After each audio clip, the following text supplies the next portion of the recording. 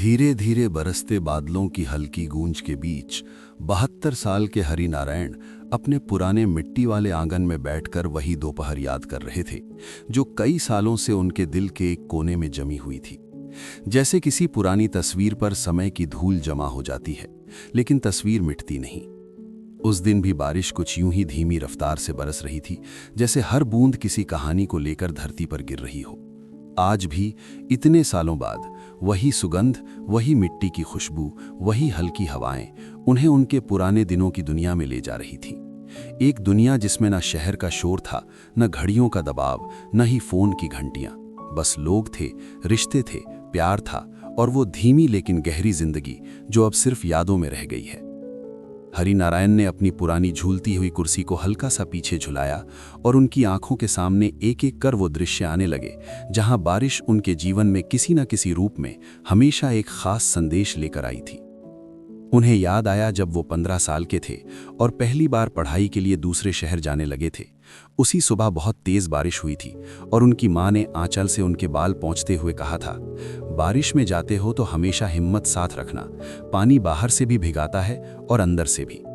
वो शायद उस वक्त समझ नहीं पाए थे कि माँ कहने क्या चाहती है, लेकिन अब जब पूरा जीवन खुली किताब की तरह उनके सामने था तो हर एक बात, हर एक वाक्य का वजन महसूस होता था।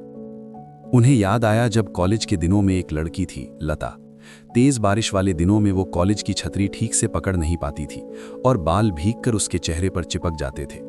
हरिनारायण अक्सर उसे देखते रहते, लेकिन बोलने की हिम्मत कभी नहीं जुटा पाए। वो बारिश में साथ साथ कॉलेज की गलियों से गुजरते, पर चुपचाप। एक दिन बेहद तेज बारिश में जब सारा कॉलेज गलियों में रुक गया था, तब लता ने पहली बार उनसे कहा, हरी, तुम्हें भी बारिश में भीगना अच्छा लगता है? और उस एक वाक्य ने जैसे उनकी धड़कनें बदल दी। उस दिन उन्होंने पहली बार किसी के साथ बिना बोले एक लंबा रास्ता तय किया था। छतरी आधी लता के ऊपर, आधी उनके ऊपर, और दोनों के कदम बारिश की लय पर चलते हुए। उन्होंने कभी उससे कुछ कहा नहीं, लता ने भी कुछ पूछा नहीं, पर वो कुछ पल हमेशा के लिए उनकी यादों में दर्ज हो गए। फिर जिंदगी आगे बढ़ती रही, कॉलेज खत्म हुआ और दोनों अपने अपने रास्तों पर निकल गए। आज इतने दशकों बाद भी जब भी बारिश आती है, हरिनारायण को उसे एक अधूरी मुस्कान वाला चेहरा याद आ जाता है, जिसे शायद समय ने उनसे छीन लिया या शायद वो खुद ही उन पलों को संभाल नहीं पाए। लेकिन बारिश सिर्फ प्रेम की गवाह नहीं थी, वो रिश्तों का इम्तिहान भी थी। उन्हें वो दोपहर भी साफ याद थी जब शादी के बाद उनके छोटे से घर की खिड़कियों से पहली बार बारिश की बूंदें अंदर आई थी। उनकी पत्नी सुगंधा एकदम खिल उठी थी। रसोई में खिड़की खोलकर उन्होंने चाय चढ़ाई और बोली, बारिश आए और तुम चाय ना मांगो, ऐसा तो हो ही नहीं सकता। और हरिनारायण बस मुस्कुराकर उन्हें देखते रहे। कई सालों तक बारिश उनके घर में उत्सव की तरह आती रही। गरम पकौड़े, खिड़की से आती हवा और उनके बच्चों की खिलखिलाहट जो छत पर पानी में नाचते थे। फिर धीरे धीरे बच्चे बड़े हो गए, पढ़ाई के लिए गए और फिर जिंदगी में उस दूरी का नाम आ गया जिसे कोई बारिश मिटा नहीं पाई।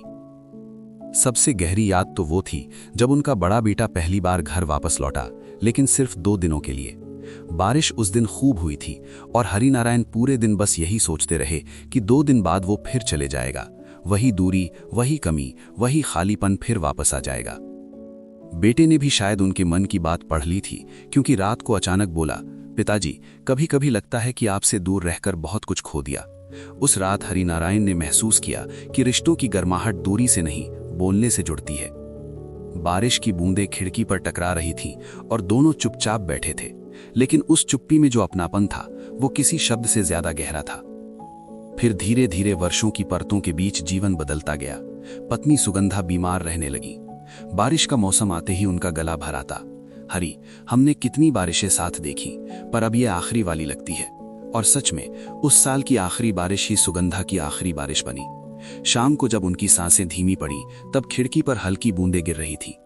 हरिनारायण ने बाद में अक्सर सोचा कि कई लोगों को लगता है बारिश उदासी लाती है, पर उन्हें हमेशा लगता था कि बारिश किसी को अपने पास बुलाने का सबसे नर्म तरीका है। सुगंधा चली गई, लेकिन बारिश की हर फुहार में उनके कदमों की गूंज अब भी सुनाई देती है। आज इतने साल बाद जब वो उसी पुराने आंगन में बैठे हैं, झूलती कुर्सी पर लेटे हुए, चारों तरफ नीम और पीपल की खुशबू और बारिश की धीमी धीमी फुहारें, तो उन्हें अचानक ऐसा लगा जैसे हवा में कोई बहुत पुरानी आवाज घुल रही हो, कोई फुसफुसाहट, कोई पुकार, कोई याद, जैसे उनके जीवन का हर मौसम, हर मोड़, हर गलती, हर खुशी, हर विदाई इसी बारिश में घुलकर वापस लौट रही है। हर बूंद जैसे एक कहानी लेकर गिर रही थी। कहीं लता की मुस्कान, कहीं सुगंधा की हंसी, कहीं बच्चों की भागती आवाजें, कहीं माँ का आंचल और कहीं उनका अपना जवान चेहरा जो सपनों से भरा था। उन्हें लगा जैसे बारिश उनसे कह रही हो, तुम अकेले नहीं हो, यादें कभी किसी को अकेला नहीं छोड़ती। वो आंखें बंद करके बारिश की आवाज सुनते रहे। धीरे धीरे उनके होठों पर हल्की मुस्कान आ गई, एक ऐसी मुस्कान जिसमें पूरी जिंदगी की थकान, प्रेम, खोए हुए पलों की कड़वाहट और फिर भी जी जाने की चाहत सब शामिल थी। बारिश थमने लगी, पर उस थमने में भी एक अद्भुत शांति थी, जैसे बारिश कह रही हो, मैं फिर आऊंगी, फिर तुम्हें तुम्हारी ही दुनिया में वापस ले जाऊंगी, जहां यादें धूल में नहीं, बूंदों में जिंदा रहती हैं। और हरिनारायण ने धीरे से आंखें खोली और आसमान की ओर देखा। बादल अभी भी थे, बूंदें अभी भी थीं, और उन बूंदों के गिरने में उन्हें वही पुरानी धुन सुनाई दे रही थी जो उनके जीवन के हर मोड़ पर बजती रही है। बारिश की बूंदों में छिपी आवाजें जो कभी बूढ़ी नहीं होती।